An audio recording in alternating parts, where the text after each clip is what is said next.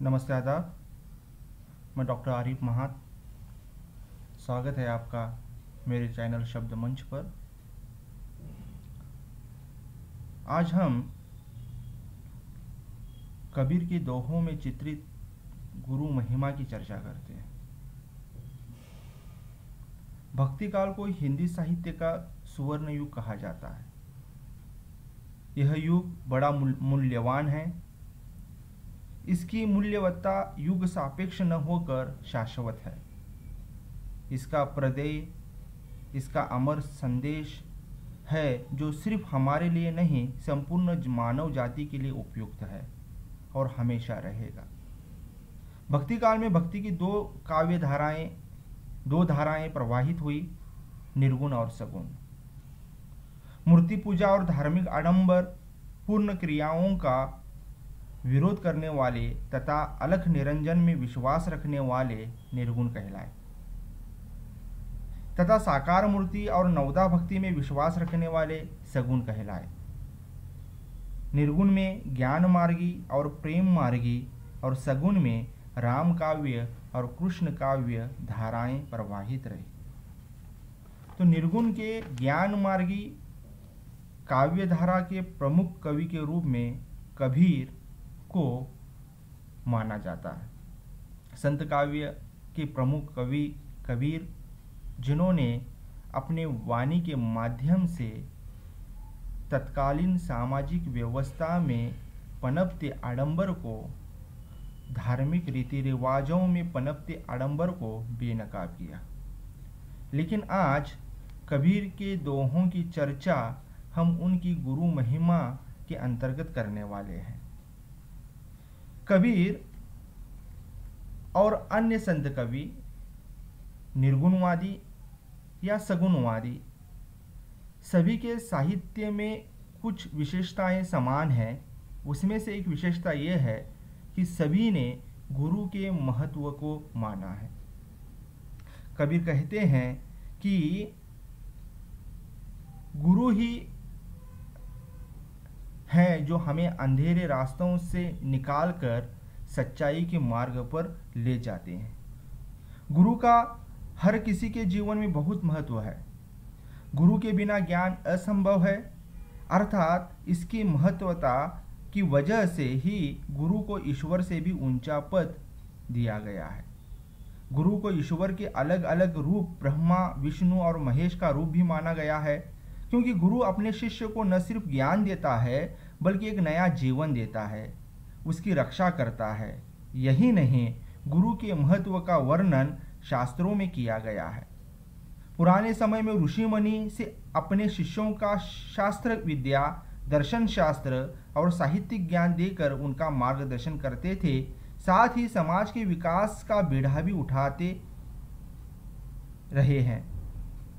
गुरु शब्द दो अक्षरों से मिलकर बना है। गुरु का अर्थ होता है अंधकार, अज्ञान, एवं रू का अर्थ होता है प्रकाश, ज्ञान। अर्थात गुरु हमें अज्ञान रूपी अंधकार से ज्ञान रूपी प्रकाश की तरफ ले जाते हैं। इसके साथ ही गुरु ही इंसान की जीवन की ज्योति जगाता है और गुरु सद्मार्ग की राह दिखाता है। गुरु भवसागर के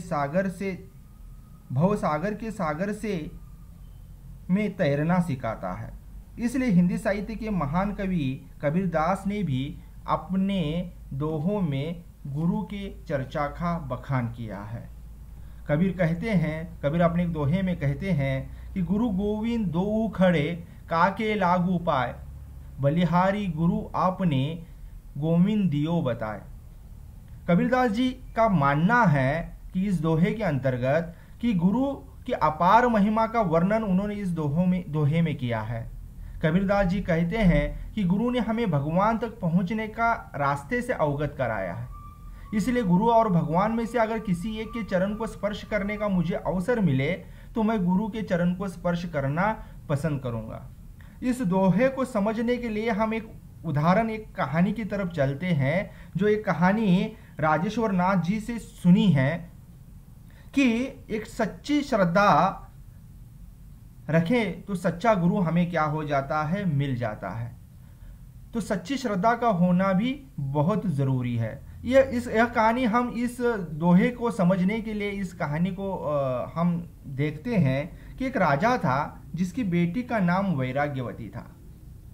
वैराग्यवती हमेशा वियोग की बातें करती, जीवन के क्षणभंगुरता की बातें करती, हमेशा उदास रहती, भवन में एकांत रहती।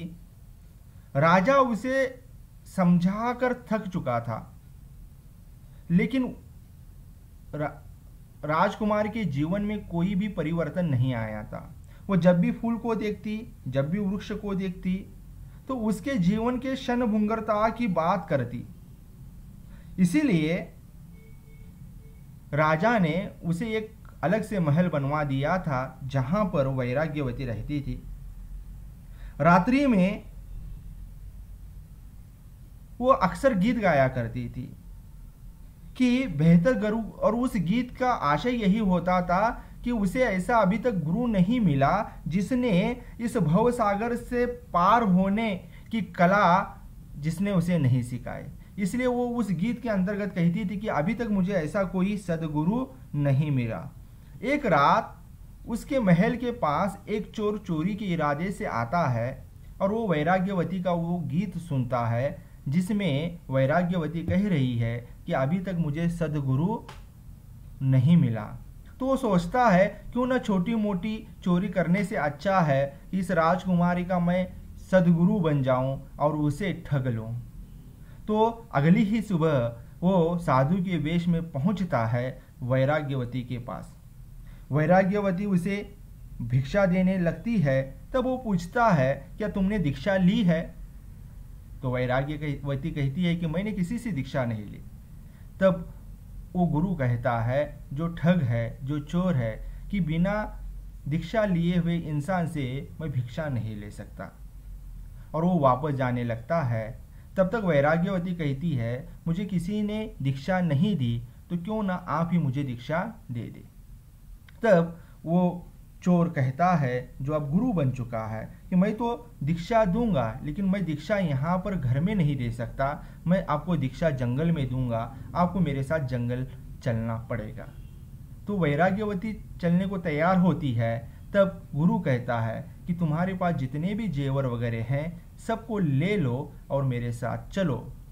वो गुरु की बात मानती है और गुरु के साथ जंगल में पहुंच जाती है। बीच जंगल जाने के बाद गुरु वैराग्यवती को एक पेड़ से बांध देता है रस्सी से, और रस्सी बांधते हुए उसे कहता है कि जब तक मैं न आकर ये रस्सी खोलूं तुम यहाँ से मत निकलना।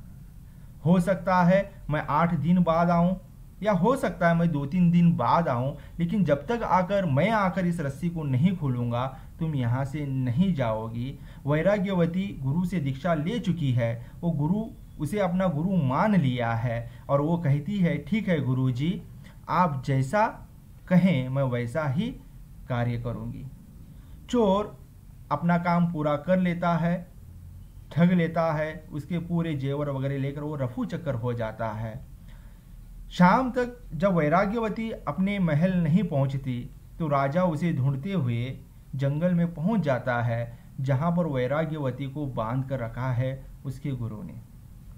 जब वैराग्यवती को राजा उनके पिताजी रस्सी से खोलना चाहते हैं तब वैराग्यवती कहती है कि आप ऐसा नहीं कर सकते, क्योंकि मुझे यहाँ पर मेरे गुरु ने बांधा है और गुरु ने कहा है जब तक मैं तुम्हें इस रस्सी से आज़ाद नहीं करूँगा तुम यहाँ से नहीं हिलोगी। राजा पूरी बात समझ जाता है कि मेरी बेटी को किसी इंसान ने ठगा है। वो उसे बात को समझाता है, लेकिन वैराग्यवती मानने को तैयार नहीं होती। वो उसे उसके हाल पर छोड़कर वापस महल की तरफ चला जाता है। ऐसे में 2 दिन बीत जाते हैं और वैराग्यवती उसी हाल में बनी रहती है। और जब कभी किसी सच्चे भक्ति परम सीमा तक पहुंच जाती है तो देवराज इंद्र का आसन हिलने लगता है। और जब आसन हिलने लगता है तब देवराज इंद्र नारद मुनि से कहते हैं कि देखो कि क्या माजरा है, क्या बात चल रही है जिसके कारण मेरा जो आसन है वो हिल रहा है। तब मुनि चले आते हैं और देखते हैं कि एक पेड़ से एक युवती बंधी पड़ी हुई है, और वो जब उसके पास जाते हैं और पूछते हैं कि क्या बात है, तब वो पूरा किस्सा सुनाती है। तब नारद मुनि भी समझते हैं कि इस लड़की को, वैराग्यवती को, किसी ठग ने ठगा है। और जब वो रस्सी खोलने के लिए जाते हैं और कहते हैं कि मैं नारद मुनि हूँ, मुझे देवता इंद्र ने भेजा है तुम्हारी सहायता के लिए, और वो रस्सी खोलने लगते हैं, तब वैराग्यवती उन्हें रोकती है, उन्हें आदर सहित प्रणाम करती है और कहती है कि आप रस्सी को खोल नहीं सकते जब तक मेरे गुरु आकर इस रस्सी को नहीं खोलेंगे। नारद मुनि भी उसे समझाते हैं कि किसी ठग ने तुम्हें ठगा है, वो गुरु नहीं है, वो पाखंडी है। तो वो एक भी बात नहीं सुनती और कहती है जब तक गुरु आकर मेरी रस्सी नहीं खोलेंगे मैं इस बंधन से मुक्त नहीं होंगी। तो जब वो गुरु की बुराई करने लगते हैं तो वो नारद मुनि से कहते हैं कि ये मेरे गुरु की महिमा ही है कि 2 दिन के अंतर्गत मुझे नारद मुनि जी के दर्शन हो गए।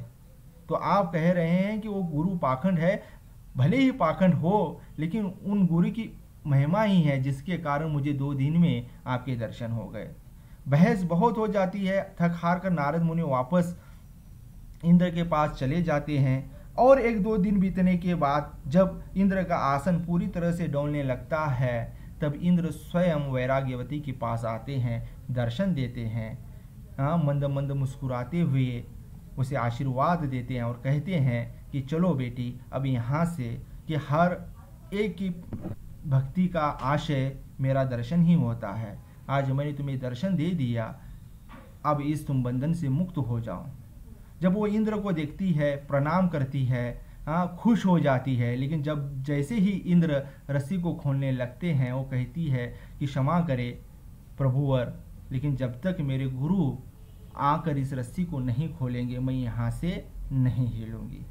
इंद्र भी समझाते हैं लेकिन वो नहीं मानते। आखिर में नारद मुनि को इंद्र आदेश देते हैं कि जाओ इनके गुरु को ढूंढ कर लेकर आओ। और जब नारद मुनि इनके गुरु को ढूंढने जाते हैं तब वो गुरु अपने काम की तरह किसी और घर में चोरी के इरादे से चल रहे होते हैं। नारद मुनि उनके पास जाते हैं और उन्हें उठाकर ले आते हैं और कहते हैं चलो अपने सबसे पहले अपने शिष्या का कल्याण करो, उसे बंधन से मुक्त कर दो। और जैसे ही चोर आता है नारायण कहते हैं कि गुरुवर्य अपने शिष्या को बंधन से मुक्त कर दो। अचरज में आकर चोर, क्योंकि चोर जानता है वो गुरु नहीं है, अचरज में आकर खोलने लगता है और जब वैराग्यवती को पूरी तरह से उस बंधन से, उस रस्सी से मुक्त करता है तो सबसे पहले जाकर वैराग्यवती नारायण के पैर न पड़ते हुए गुरु जी के चरण को स्पर्श करती है। गुरु गोविंद दोऊ खड़े काके लागो पाए, बलिहारी गुरु अपने जिन गोविंद दे दिखाए। कि वो गुरु है जिसके दिखाने से, जिसके सदमार्ग पर चलाने से हम सदमार्ग पर चलते हैं और सच्चे ईश्वर को प्राप्त करते हैं। यहाँ पर इस कहानी के माध्यम से कबीर के इस दोहे को समझाने का प्रयास किया गया है कि वो गुरु ही होते हैं जो हमें सदगुरु के दर्शन कराते हैं। इसीलिए कबीर ने गुरु को ईश्वर से भी बड़ा बताया है। हमें हमेशा अपने गुरु का सम्मान करना चाहिए और अपनी सफलता के लिए उस गुरु को श्रेय देना नहीं भूलना चाहिए, क्योंकि बिना गुरु के ज्ञान असंभव है। कबीर अपने अगले दोहे में कहते हैं, गुरु पारस को अंतरो जानत है सब संत, वह लोहा कंचन करे ये करी लये महंत। यहाँ पर संत कबीरदास जी ने गुरु की पारस के पत्थर के साथ तुलना की है। हम जानते हैं कि पारस में वो शक्ति होती है कि वो लोहे को भी सोने में बदल सकता है।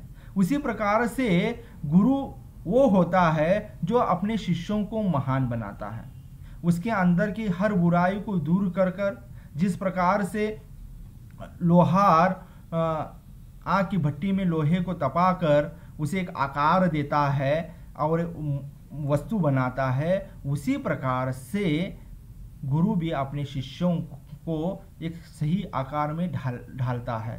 तो यहाँ पर कबीर ने गुरु की चर्चा जो है, गुरु की तुलना जो है पारस पत्थर से की है। संत कबीरदास जी ने इस दोहे में हमें यह सीख मिलती है दोहे से कि हमें अपने गुरुओं की इज्जत करनी चाहिए, क्योंकि गुरु ही अपने शिष्यों को महान बनाता है और उनका मार्गदर्शन करता है।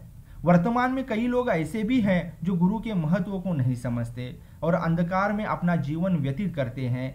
ऐसे लोगों को कबीरदास जी ने इस दोहों के माध्यम से बड़ी सीख देने की कोशिश की है और बताया है कि गुरु के ज्ञान से पैदाइश बुराई भी जड़ से खत्म हो जाती है, कि चाहे कोई बुरा इंसान जब गुरु के मार्गदर्शन में आता है तब उसकी बुराई भी झड़ जाती है। जिस प्रकार से सोने को आग के हवाले कर दिया जाता है और आग की तपिश के अंतर्गत उसके अंदर जो भी कुछ बुराई है वो बुराई छटकर वो कुंदन का रूप धारण कर लेता है, बिल्कुल उसी तरह से एक शिष्य भी जब गुरु के मार्गदर्शन में आता है तो गुरु के मार्गदर्शन में रहते हुए वो सोने से कुंदन बन जाता है।